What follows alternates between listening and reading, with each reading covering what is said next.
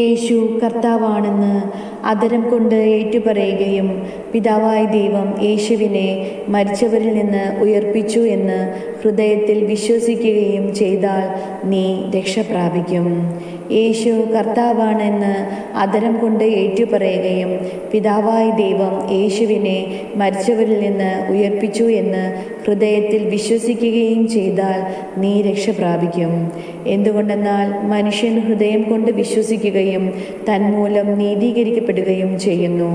അവൻ അധരം കൊണ്ട് ഏറ്റുപറയുകയും തന്മൂലം രക്ഷ പ്രാപിക്കുകയും ചെയ്യുന്നു. അവനിൽ വിശ്വസിക്കുന്ന ഒരുവനും ലജ്ജിക്കേണ്ടി വരികയില്ല.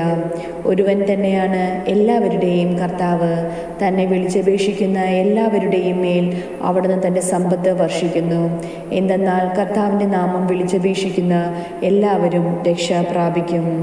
എന്നാൽ തങ്ങൾ വിശ്വസിച്ചിട്ടില്ലാത്ത ഒരുവനെ അവർ എങ്ങനെ വിളിച്ചപേക്ഷിക്കും?